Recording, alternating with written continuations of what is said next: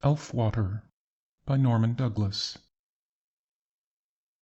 Far away among desolate peaks, in that voiceless wilderness of stone and ice, where the clouds linger, a horde of rivulets, bursting from patches of eternal snow, joined their waters and sped away.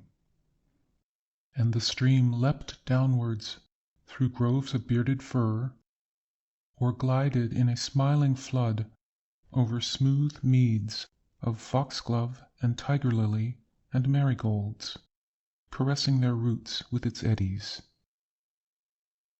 To the country folk who lived in the valley below, it was a living and a spiteful thing. They called it Elfwater.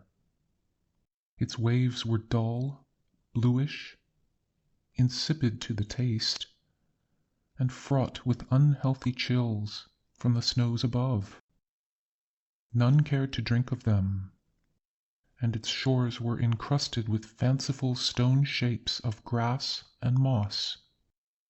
Elves' work, like the ice crystals on the window panes in December. And none cared to build houses near the water, or to own the fields on either side. For sometimes, in the bluest days of midsummer, the stream suddenly swelled to a furious torrent and overleapt its flowery banks, drowning the lush meadows far and near. "The elves," the old folks would then whisper, shaking their heads. They knew its elvish and wayward tricks, and some of them, may be, still believed in such creatures.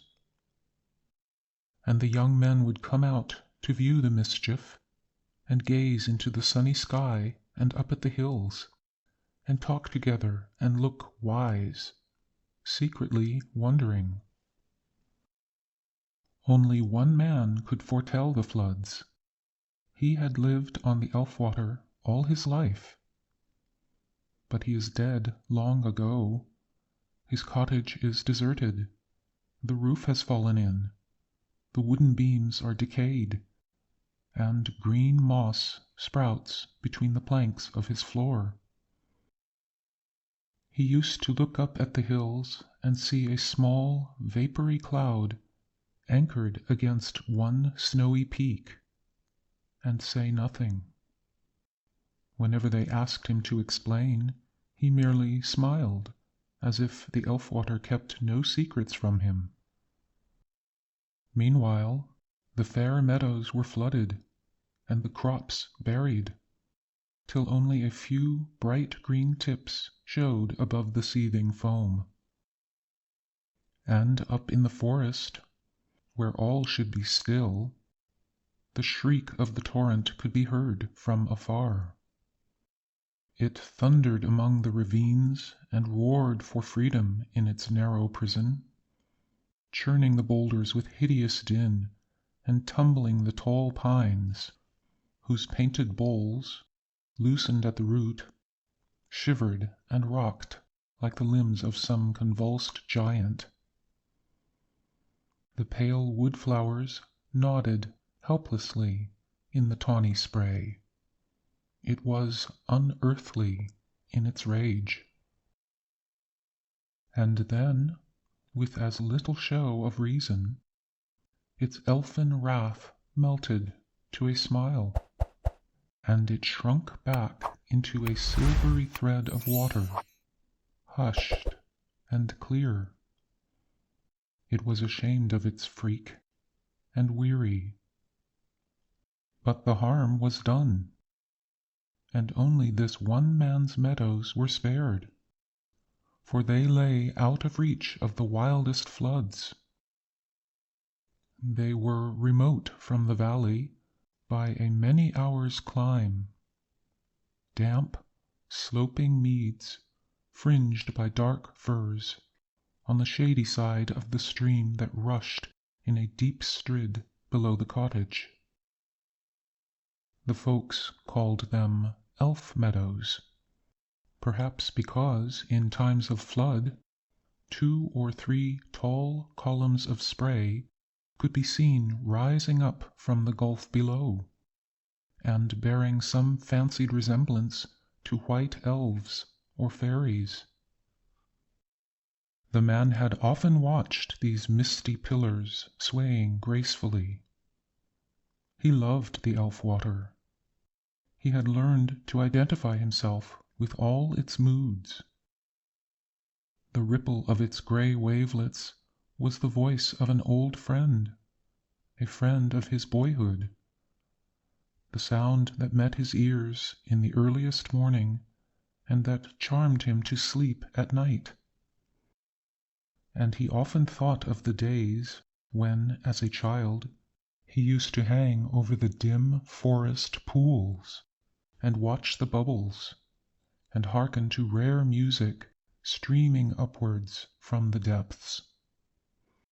It was the pebbles dancing in the current, but to his childish ears it sounded like the faint songs of the water fairies, disporting themselves on the crystal floor.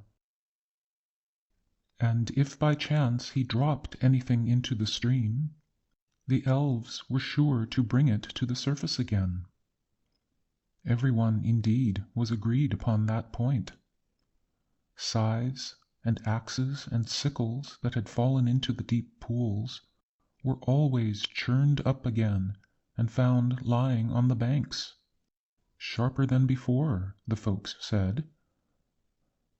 And once a heavy cart, loaded with hay, was overtaken by a sudden flood and borne away. Next day, wonderful to relate, they found it standing upright and unharmed on the bank. If there are no elves, who had done it?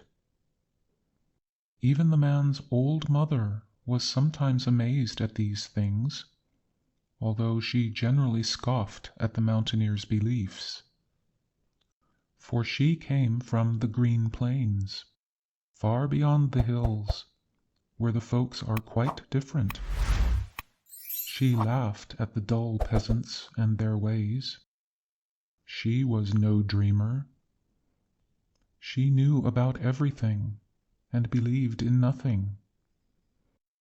They feared her, but she feared none. She was calm and upright and even-tempered, and prodigiously old, 90 years maybe, or even 100. But she was lithe and strong, and her back was straight as a lance. Her husband had died long ago. She had lived in that lonely cottage with her son all his life. 2. Will she live forever? He often wondered. He hoped she would die, and that soon. For they hated one another. And yet, strangely enough, both were just and honest, and even kind, according to their lights. And they lived together, both thinking that they were performing a duty towards each other. In that low-ceilinged room, with its wooden wainscoting, stained and blackened by age, they often sat and looked at one another for many hours without speaking a word. "You are your father's child," she would at last say, regretfully. She never reproached him with aught else, for he was a good son. And he never dreamed of vexing her, for she was his mother. And then she would look at him again, and he would look back, and say nothing. What should he say? It was true enough. He was like his father in all things. Short and heavy-chested, indifferent to cold and heat, with dark eyes and crafty features that reflected in their harshness the crags and chasms of his home. Slow to laugh, slow to speak, slow to decide. Superstitious, gentle, but pitiless in resolve, a peculiar compound of strength and weakness. She would have wished to herself another son, tall, gay, ambitious, instead of this contented and crooked creature of the mountains. And perhaps she thought of her own home in the rich plains, with their white-domed cities and laughing merchant folk. Did she regret having exchanged them for a hard life among the mountains? Doubtless. But she was never heard to complain of her lot. And, much as they disliked her, none could find an evil word to say of her. She had a sense of duty and an unbending will, such as would have driven her in other times and places to seek a martyr's death, rather than yield in her conviction. She had served her husband faithfully up to the day of his death, and, although she exacted blind obedience from the child, she never treated him with harshness. But from his earliest youth he had never understood his mother, and, after his father's death, he smiled seldom. He soon learned to close the channels of his heart, to retire within himself, wondering and dismayed, and leaving unspoken many thoughts. Even in the olden days it had been a strange love that they bore to one another. There was little charity in that house. The old woman, accustomed to have her own way, treated him like a child long after he was grown to manhood, and such was his piety that he seldom dared to cross her wishes. Her mind was stronger than his, but he was warmer of heart. "Why, then, do you not leave me and return to your own home?" he would sometimes ask. He longed for her to take him at his word, but she never left him. She evidently thought this a passing whim on his part. Indeed, what vexed him most of all, she seldom entered seriously into any of his ideas, regarding him rather as an idle visionary whose fancies must be humored, or, if mischievous, repressed. "Leave you? Leave you, my son? And why leave you? My folks are all dead. And what would befall you without me?" She seemed to doubt whether the man of 50 could provide for himself. And yet she was not wholly insincere. There was something of pity mingled with her contempt. He was her son, her weak son. How else could he suggest such a thing? "You drove her away," he once dared to reply, trembling with rage. "If she were here, there would be no need for you. Since that day I have suffered." He spoke of his lifelong grief, and wondered at his own boldness in thus reproaching his mother. "These are foolish words, my son." She looked bravely into his eye. "Foolish words." But she feared inwardly, for he spoke the truth. The matter of the man's wife was the only one she dreaded to discuss with him. The old woman knew that she had made a mistake, but it was against her nature ever to acknowledge a fault. and she therefore affected to ignore his grief. And, in truth, she could not easily bring herself to comprehend such an enduring affection. 20 years have passed since then, she mused. Why does he not forget? No son of hers would think so long of one and the same woman. In this one thing the man had thwarted his mother, and brought home a bride who was not to her liking. But the victory had sapped his energy, and he was too weak, or maybe too pious, a common enough story, to profit by it and bid the old woman begone.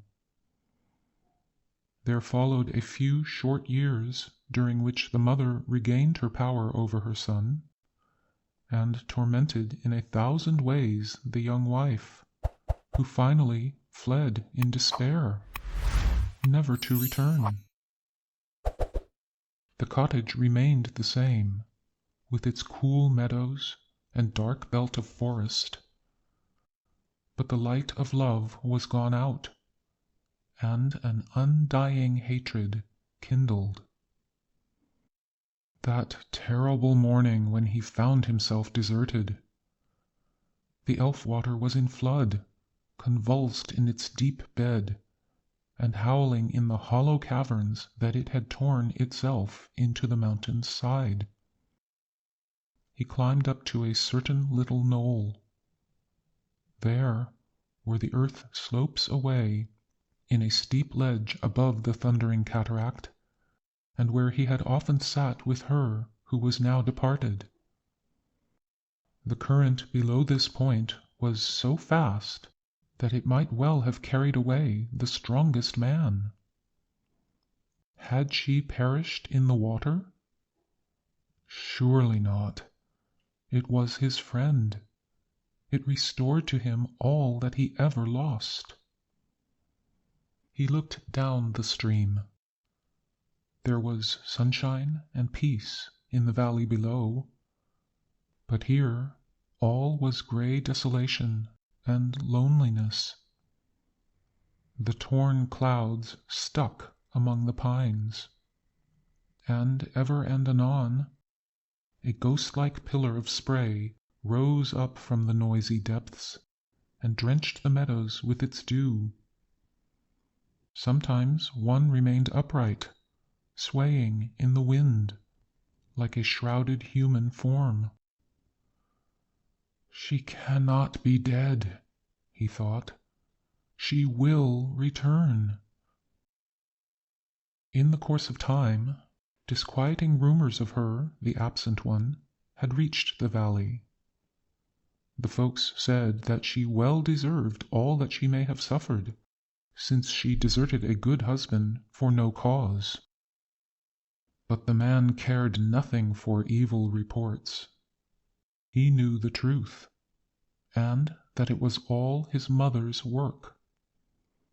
He thought of the picture as he had seen it, and each time he looked upon his mother's face, 100 times daily, he was reminded of that other one who had suffered through her. But the old woman always knew the direction of his thoughts, and stared back at him fearlessly, though without unkindness.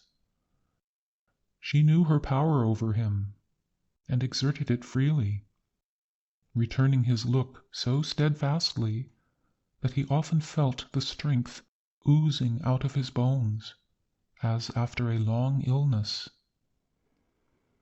Often they sat thus in that dark room, confronting one another. They stared for long, long hours, striving for the mastery, and never a word was spoken. He longed for her to yield, to confess with her eyes at least. But she never admitted any fault, and there was nothing to be read out of her eyes. They were pale blue, cold and lively as the ripples of a mountain river, and fringed with bristly white lashes. Her long curls drooped over them, for her oval forehead was overhung down to the nose with thick locks, white as driven snow, and stiff hairs curled over her lips and out of her nostrils. She had a strange, deep voice, gruff as a cracked bell, and a complexion clearer than a child's. Under its transparent skin could be seen the veins, wandering about like little red rivers. And even in her old age, she was taller than her son. Likely enough, she had been comely in her youth, but now she was grown monstrous. She used to say, "Look, you, what could you do without me? I must care for you like a little child. Do not I work for you, make your food and clothing?" It was true enough, like everything that she said. He had grown idle and listless in latter years. But he thought, how different it might have been. How happy I was, and how little would have contented me. Then he would sigh to himself, grief-laden, and the customary look of reproach, which she was awaiting, did not come, for he left the room, silently, with bowed head. And as often as he returned, he found her sitting upright on her bench beside the stove, with her long fingers working at her wool, ever ready to take up the mute challenge. To the man, thus peering into her glassy eyes, they seemed to swell till they dominated his whole being.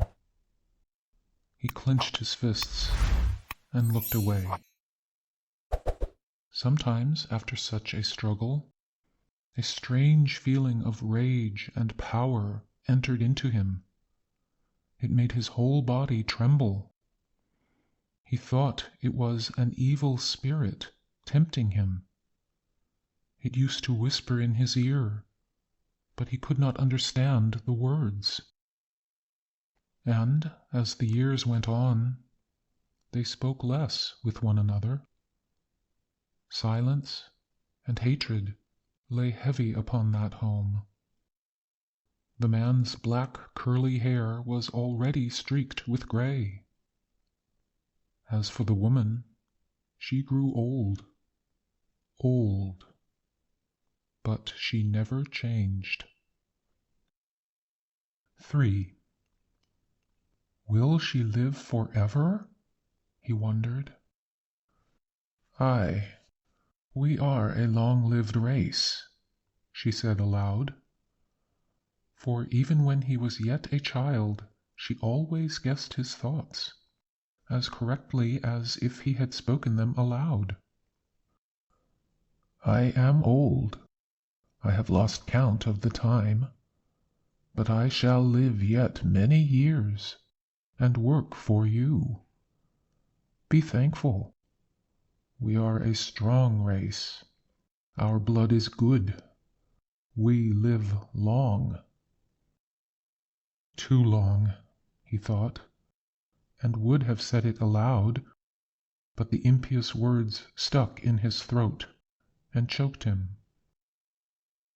The old woman, meanwhile, fixed her eyes upon him, knowing his thoughts. Surely, she said, trying to sweeten the gruff tones of her voice into persuasive pleading, surely you would not drive your mother out in her old age to die by the roadside? Surely not, he replied, moved by a return of his natural piety. But how different it might have been! As he stepped out of the doorway, he found, lying upon the threshold, a log of wood, with some bloodstains upon it, and a bunch of gaudy feathers.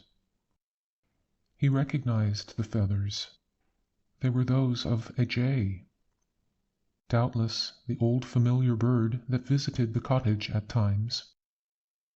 His mother must have killed it, after waiting for her opportunity all these many years. She hated it, on account of its history, for it was the young woman, the absent one, who had caught and tamed it during her short life at the elf meadow. The man, although generally callous to the sufferings of the wild things of nature, was strangely affected in his present exasperation by the sight of these poor remains. His mother had chosen an evil moment. He carried in the feathers and held them before her eyes. "Look." "I see." "Why have you killed it?" "Because it was thievish, and because I disliked it," she added truthfully. She was never so sure of her ascendancy over him. But he was enraged at the hard words. He thought of the absent one. It was as if a link between himself and her had been cruelly severed. He said fiercely, "You killed it, even as you killed her. This cannot endure. All this is foolish talk. Will you never be reasonable?" "Even as you killed her," he repeated hoarsely. There was a tingling in his ears, and the veins in his forehead suddenly swelled. Then the evil spirit came, it had come often of late, and spoke to him. He understood what it said. It said, "Now." "You killed her. This cannot endure. One of us two shall die, even as you killed her. Ah, do you understand? Do you confess? You killed her. Ah, and I will kill you." And for the first time in his life, he seized her in a grip of steel and shook her till the white curls danced over her face. A rain of fiery sparks was falling before his eyes, and he shook on, regardless of her shrieks. How light she was! She reeled under his arm, and he would assuredly have shaken the last breath out of her old body, but that something in the touch of her cold, dry skin brought him abruptly to his senses again. "Let me go," she growled as boldly as she could, gasping with rage and breathlessness. "Would you raise your hand against your mother? You are no man." But he was inwardly glad, for the spell, he thought, was broken. He used to fear her, but now he had seen her weakness. She is only a woman, only a weak woman. Nevertheless, his energy soon melted away, and, like after his marriage, he lacked courage to bid her begone. He had felt his strength, but he feared to use it. And the woman had felt her weakness, but she sought to hide it. She would show no signs of defeat. Yet, whenever she spoke to him, she was sensible of a strange twitching in her jaw, and a new tone in her voice, the sound of fear, which she tried to conceal, but could not. Therefore, she wisely ceased to speak altogether, and the man likewise preferred silence. since he foresaw that he could no longer reckon upon his self-control in the event of a dispute. Thus, neither trusting themselves to speak to the other, many days and many months would pass without a word being said, although they looked at one another from time to time in a way that left little to be misinterpreted. In his dumb contests with those relentless eyes, the man was worsted. The old woman, without a word, gradually cowed him into submission and re-established her empire. And the man now only clung with luxurious self-torture to the bittersweet remembrance of other days. The absent one, at that distance of time, had become invested with a sacred and well-nigh supernatural character. He would not believe in her death. "She will return to me." His superstitious mind would have deemed it little of a miracle to have encountered her in saintly guise during his wanderings in the forest, or on the banks of the stream where they had often lingered together. She was no longer a human creature, but a shadowy being, crowned with a halo of immortality. As for the old woman, she lived on for many years. Will she live forever? Aye, she was clearly fated to live forever, and he no longer cherished any hope. He would repeat, "This cannot endure. One of us two must die." But it endured. "You are no man." It was true enough, like everything that she said. "You are no man." He laughed at his own weakness, a bitter laugh. Would he kill her? He shuddered at the idea. Besides, he dared not. Once, indeed, after an unhappy day and many hours of sleepless torments, the evil spirit came again and spoke to him in the same manner as before.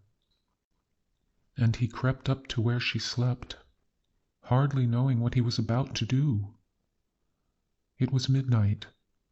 She lay with folded palms, half reclining in her accustomed attitude on the bench beside the stove. She breathed softly, but her eyes were not shut. They were open and glowed like lamps in the dark. The man stepped back, awe-stricken.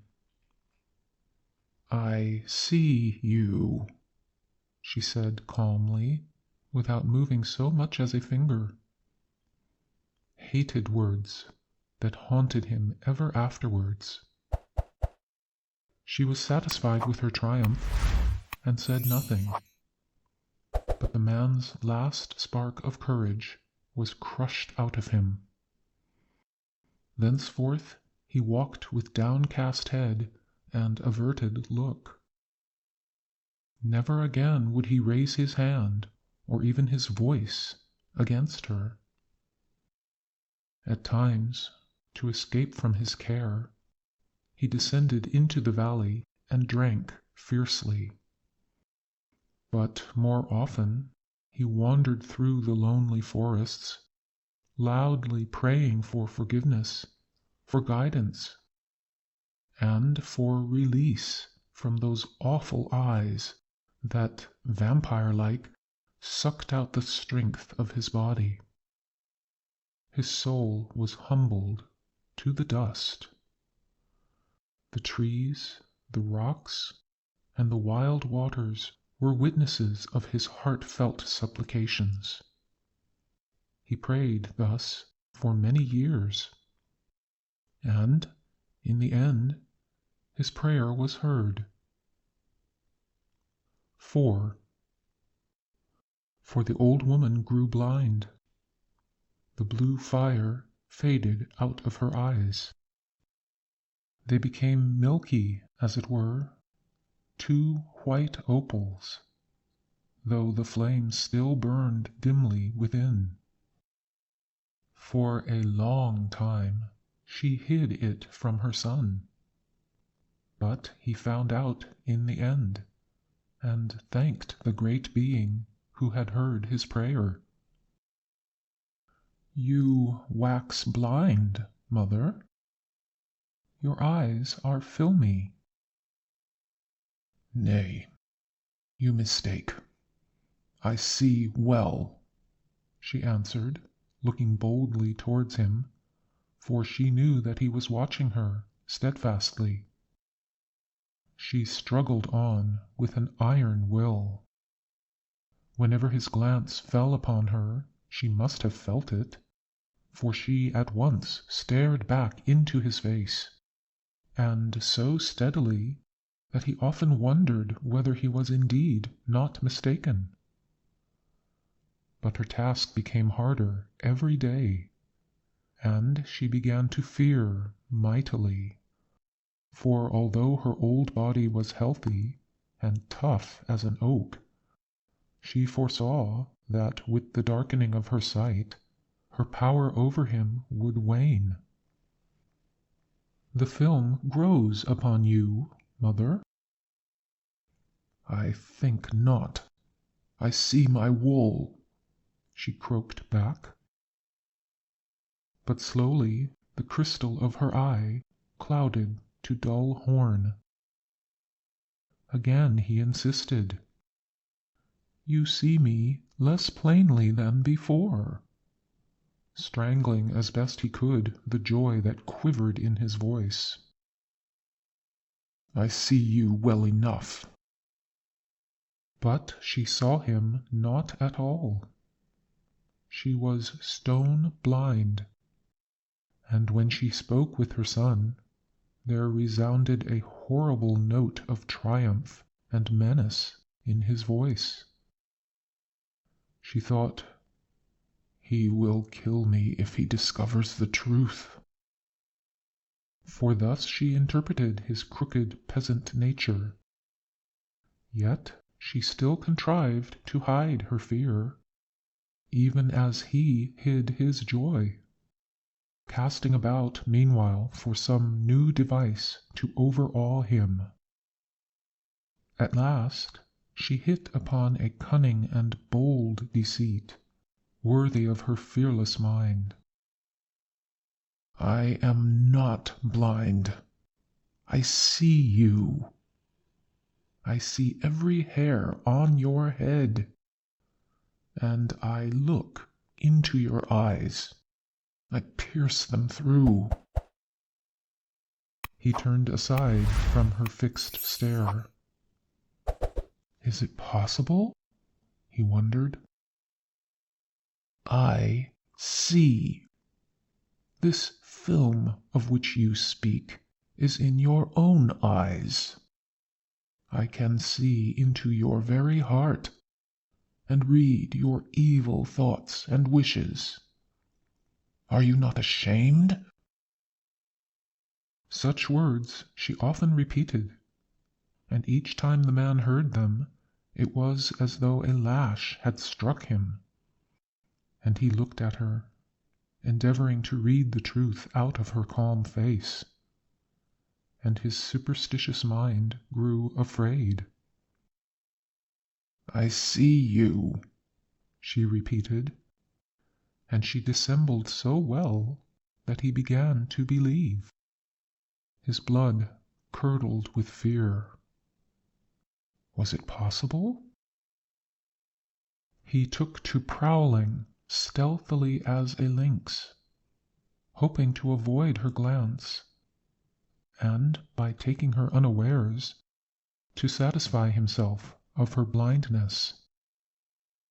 But she was too quick for him. Her pearly eyes always discovered his whereabouts, and her words sunk into his heart. "I see you. I see everything," she growled, with well-simulated joy. She had duped him. But a nameless dread fell upon the man. He went out of the door and passed through the forest, and never returned for many weeks. 5. One sunless morning in the early spring, he staggered home from the village. His gait was unsteady, but there sat a steady purpose in his heart. The old woman lay in her accustomed attitude on the broad bench beside the stove. She never moved. She slept. She slept much in these latter days. The man crept nearer, craving to look into her face. She slept on, and her sharp ears never heard his approach, for the Elfwater was in flood, writhing and screeching in its narrow channel, till the cottage trembled with the fury of the water. As he bent down to look at her, the door was burst open by a sudden gust of wind. But she slept on. He turned back to shut it, and as he did so, he looked out upon the landscape. There was sunshine and peace in the valley below, but here all was gray desolation and loneliness. The torn clouds stuck among the pines, and ever and anon a ghost-like pillar of spray rose up from the noisy depths and drenched the meadows with its dew. It was on such a morning, he remembered. How long he had waited! Surely she, the absent one, would come soon. And he returned to look down upon the old woman, the cause of all. She slept on. Then the evil spirit drew near and spoke to him. It said, "Now." And already his teeth were set to the work. But at that moment she awoke of her own accord and opened her eyes. They were like discs of polished lead. And when she had done so, and never so much as took notice of him, he knew the truth. She was blind, blind as a stone. He stepped back a pace, breathing heavily with the weight of unexpected joy. And then an immense wave of love and compassion swept over him, submerging every other thought or feeling. He pitied her misfortune, and would fain have forgiven her all. He would love her doubly. He would humble himself in ministering to all the wants of her old age. But the woman soon felt the human presence, and in mingled fear and defiance shrieked aloud, little dreaming what effect the words would have. "I see you. I see everything." Hated words that turned his love to very madness, for immediately it was as if a crimson flame leapt up before him, burning away the remembrance of all that is or had been. And he held her gently and said, his words sounded like a lesson learned beforehand, "Enough. Come." "Begone, fool! Will you raise your hand against your mother? Leave me." But he only drew her nearer to him. Then the truth flashed upon her. and her voice broke from its troubled depths to a scream that drowned the howl of the wild waters. "Out upon you, monster! You wish to kill me, but I wish to live. Are you not satisfied with my blindness?" She thought by this confession to appease his wrath. But it was too late, and her words were lost. Perhaps he would have obeyed if he had heard, for his piety was fervent. But he saw and heard nothing. There was a din in his ears, as of crashing thunders, and a mighty curtain of blood swayed heavily to and fro before his eyes. He merely uttered that one word, "Come." It sounded dreamlike and distant, as though another man, not himself, were speaking. The woman, undeceived as to his intent, struck out bravely with her arms, fighting like a mountain cat. But he gathered energy from her resistance, and picked her up as he would a child, for though tall, she was thin and light, and carried her out of the cottage and across the damp meadow. Her white locks were driven by the wind about his face. The Elfwater shouted for gladness. He returned alone, and sat still a while, pondering painfully. It cost an effort to collect his thoughts, for he was still drunken and dazed with the shock of the last hour. Slowly, reluctantly, one by one, the memories crept back, building themselves up into the hideous fabric of his crime. Ah, he remembered it all. But a pallid fear shook him. What if she had not died? And if the Elfwater yielded her up again, even as it yielded up all else? God, if she were still alive! She was strong and active. His teeth chattered, and his eyes remained fixed upon the half-open door, for he dreaded every minute to see her return with dripping garments to the accustomed seat, and then turning to confront him with that leaden stare. But as she never returned, he finally crept across the meadows to the water's edge, peering into the misty depths below. Then he looked down the stream. There was nothing in sight. Puffs of wet breath came up at times from the torrent and cooled his heated head. And then, suddenly, he saw, or thought he saw, a pale gray shape moving in the water far away. Soon it reached the shore and disengaged itself from among the boulders. It stood upright. How tall it was! Its garments were long and clinging, and it climbed slowly towards him, stumbling often among the stones. Slowly it wound itself aloft. It seemed to be weak, for it paused at times to gather strength, or to bethink itself. Was it a spectre? Surely not. Surely it was his mother, escaped alive from the whirlpools of the Elfwater.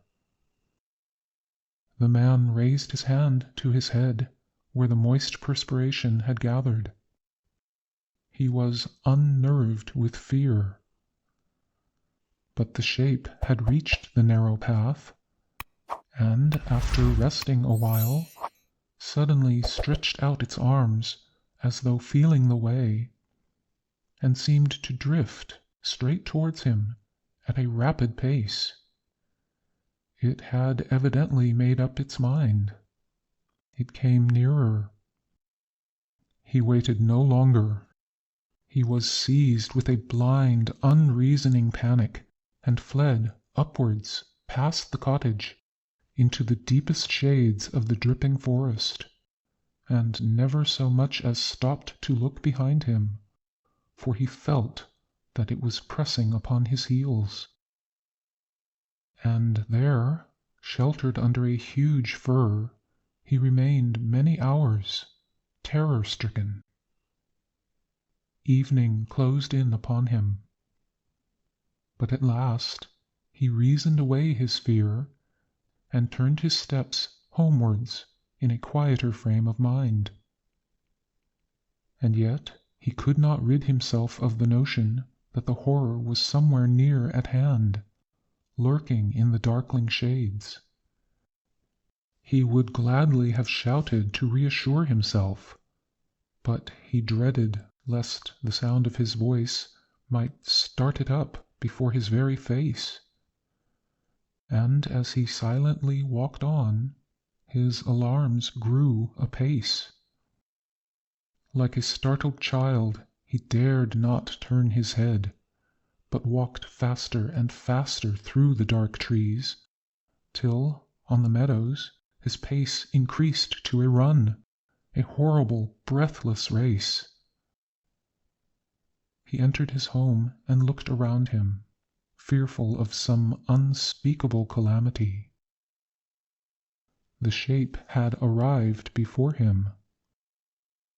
It sat, upright and stern, on the accustomed bench, and its eyes, those awful eyes, stared at him with fixed determination across the darkened room. They seemed to say, "One of us, too, shall die." He felt his hair raise itself under his thick fur cap. He would have fled, but his feet refused to move, and there began a strange throbbing in his head. He was constrained to stand still and gaze. Aye, it was his own corporeal mother. Her clothes were dripping, and a little pool of water had collected on the floor. She remained immovable as a rock, save for an occasional spasm of shivering. She had apparently not yet heard him. There was a line of human suffering about the mouth, as of one who would weep but cannot. And the man saw a small stream of blood oozing from a wound on her head. It trickled slowly and stained her white locks with crimson drops. At that sight, there fled across his disordered mind a shadow, a fleeting mockery of the former feeling of love and contrition.